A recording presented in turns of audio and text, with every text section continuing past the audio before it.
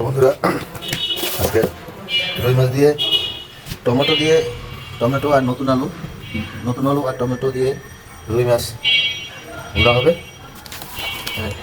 আমি এখন মাছটাকে ম্যারিনেট করে নেবো। একটু হলুদের মাছের পাখি, একটু হলুদের পাখি আমি ম্যারিনেট করে নেবো। এখন লবণ দিয়ে রাখবি, বাড়াই নেব, ঠিক আছে? ওই জন্য আমি একটা হাঁড়ি বসাই দিছি। হাঁড়িটা গরম তেল দেবো। হাঁড়ি গরম হয়েছে, তবে এখন আমি একটু তেল দিয়ে দেবো মাছ ভাজার জন্য। তেল আমার গরম হয়েছে, এখন মাছটা ভেজে নেব।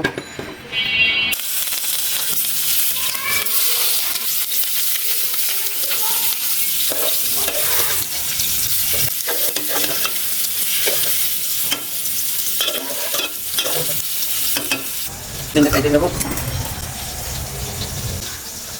টমেটো কাটা শেষ, তো মাছটা আমি একটু উঠে দেবো। এরকম ঘুরে ঘুরে তেল খাওয়াই দেবো মাছটাকে, ঠিক আছে?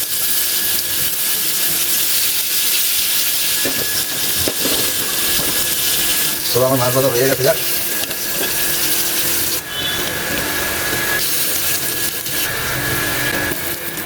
মাছটা আমি হালকা ভেজে দিয়েছি। বেশি কড়া বাজি করলে মাছের কোনো স্বাদ থাকে, ঠিক আছে? মাছের যে ফ্লেভারটা এটা নষ্ট হয়ে যাবে।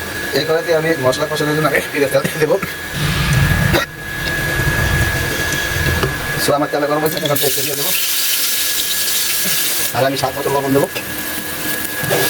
পেস্টটা যখন বাজারে করা হবে, তারপরে আমি অন্যান্য মশলাগুলো গরম মশলা, ঠিক আছে? এখন এখানে আছে কাঁচামরিচ এবং রসুন, ঠিক আছে? রসুনটা আমি আজকে মাছের রসুন তরকারিতে আমি রসুনটা আনাম খারাপ, ঠিক আছে? আমি রসুন এখন দিয়ে দেবো আর মরিচ। এবার আমার রসুনটা পছন্দ হয়ে গেছে। আমি একটু পরিমাণ পানি দেবো হালকা। এখানে আমি একটু পরিমাণ মতো হলুদ দেবো হালকা, হ্যাঁ, আর মরিচ দেবো। এখন এই মশলাটা আমি কষাই, ঠিক আছে? মশলাটা কষাই নেবো। আমি আদা ফ্লেভারের জন্য 3 টুকরো আদা দিচ্ছি, ঠিক আছে? আদা পেস্ট কাটাই না, আমি গোটা আদাটা কাটাই দিলাম। রসুন গোটা দিচ্ছি, আদা গোটা, এটা আমি পরবর্তীতে ফাটাই দিলাম আদা ফ্লেভারের জন্য।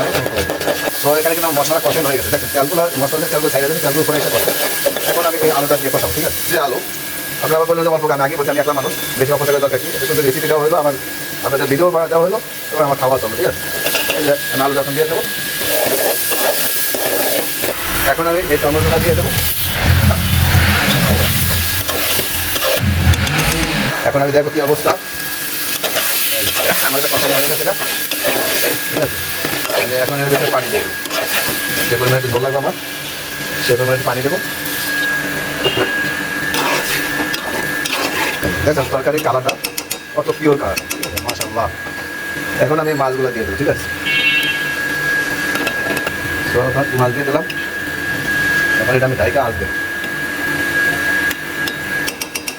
আমি ডাইকা আসবো, ঠিক আছে? তো আমি এই যে ধনিয়া পাতা নিচ্ছি, ধনিয়া পাতা কেটে নেবো।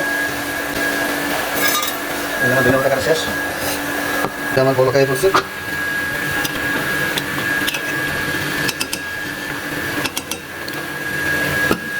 তো এখন আমার মাছের তরকারিটা ভেঙে গেছে। আমি এখন ধনিয়া পাতা দেবো, ধনিয়া পাতা দিলাম।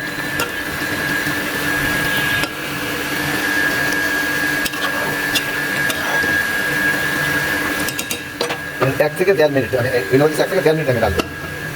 আমার 1-1.5 মিনিট হয়ে গেছে। ভেজে মাছ তরকারি হয়ে গেছে। সে একটা ফ্লেভার। তো এটা আমি উঠে গেলাম তরকারিটা, এটা আমি অফ করে দেবো। সে একটা কালার হয়েছে, দেখছেন? তরকারি দেখতে সুন্দর না হলে খাইতে সুন্দর না। এখন আমি খাবার পরিবেশন করবো। ভাত নিছি, এখন আমি মাছ নেব। এখন মাছ নেব।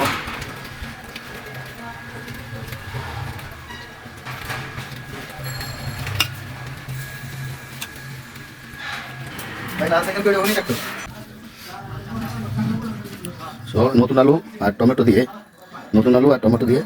রুই মাছ দিয়ে নতুন আলু টমেটো তরকারি। রুই মাছের সাথে নতুন আলু আর টমেটো তরকারি রেসিপি আপনাদের খাইয়ে দেখাবো। বিসমিল্লাহ।